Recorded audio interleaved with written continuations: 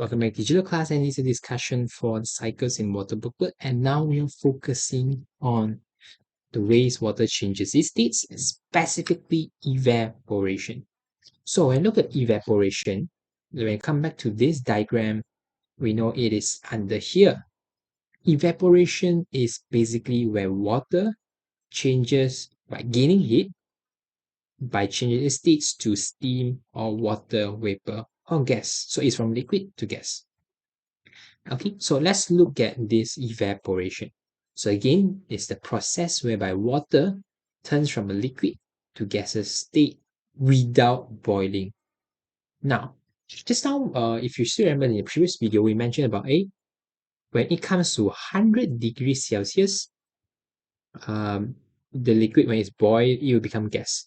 But there's a condition, or actually there's other circumstances that without 100 degrees Celsius, it still can become gas.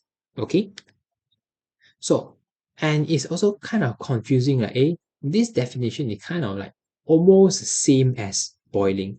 It's like from water become liquid, but how can we differentiate between these two? Okay, so we need to understand the differences between boiling and evaporation. And it's very common for the question to ask, what's the difference? State the difference between boiling and evaporation. So the first thing is that boiling takes place at the boiling point of water. Means that the water must reaches 100 degrees Celsius. However, evaporation can take place at any temperature. Okay, it can take place at any temperature. Okay, they are below the boiling point. Okay, it should be below the boiling point, or else it become boiling already. Okay, that is below the boiling point. Okay, but above the freezing point. Okay, that is basically evaporation. Or you can explain that boiling actually takes place throughout the water. Okay, because when you boil the whole water, right? The whole water is affecting. But evaporation only takes place at the surface of the water. Again, I repeat, evaporation only takes place at the surface of the water. Okay, and that's the big two differences between boiling and evaporation. So let me just explain further more about evaporation. Let me just skip these four factors first. Let me come to the examples first. So some of the examples here is like puddles of water on the ground. So I mean, sometimes you see water on the ground, but no one cares about it. No one go and clean it. But after a while, it actually come dry out.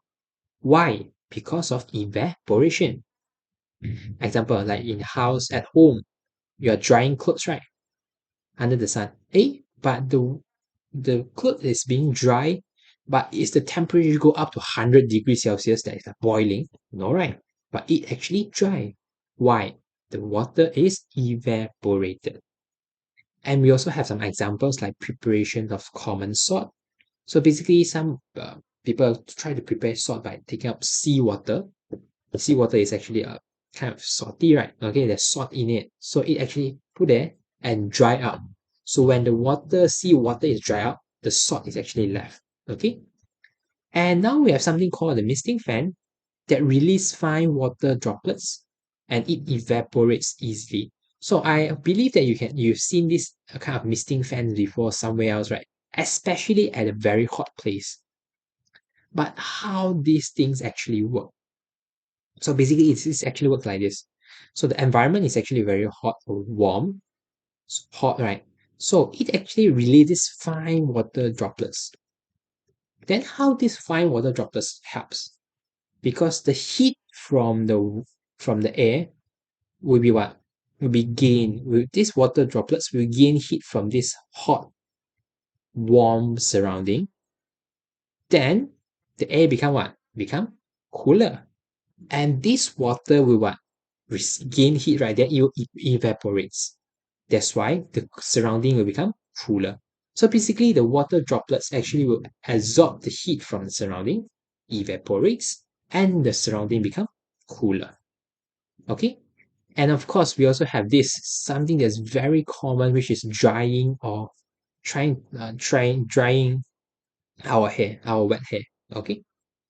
So how this works? Basically, we blow, right, and it will become it will become dry. Okay, so in order for this to achieve, actually there are four factors that are affecting it. Okay, there's four factors that are affecting the rate of evaporation. You want it to be faster, slower, it depends on these four factors. So the first is the temperature. The greater the temperature, the greater the rate of evaporation. The greater rate of evaporation means that it will dry faster, kind of. Okay. So example, clothes. When the sun is bright enough, when temperature is hot enough, the clothes will dry faster, right? It's kind of a common sense. The next one is humidity. Now, humidity, in a sense, is kind of the feeling of like kind of wet, right? Okay. So the lower the rate of humidity in the surrounding air, the greater the rate of evaporation. If you feel like the whole place is that kind of wet feeling of a bit wet lah, of course the evaporation rate will be slower. Okay. The next one, wind. The greater the presence of wind, the greater the rate of evaporation. I mean, kind right? It's true, right? When you dry your hair, there's the level one, level two, right? And you just max level, so you blow your hair very fast. Your hair will dry faster when you blow with a greater wind or strength of wind. Okay. The next is the exposed surface area. Exposed surface area. Again, the greater the surface area, the greater the rate of evaporation. Why? Because again, evaporation is affected because it takes place only at the surface. So you must make sure the surface is actually being opened up properly. So this example, when you dry clothes, right, you always will dry, just like open up and dry like this. You will not like kind of fold it and you just dry like this, right? Usually not, right? Okay. So that is actually the things that are affecting the evaporation rate. Okay. So these are the four things. Again, this is something that's very important. Again, very important. This is also something that's very important. Okay. But this is the most important things. Again, evaporation is one of the topics with most questions when it comes to cycles in water. Okay, so please make sure you must master the knowledge of evaporation. Okay, that's all for my discussion for this video. Thank you. See you. Bye bye.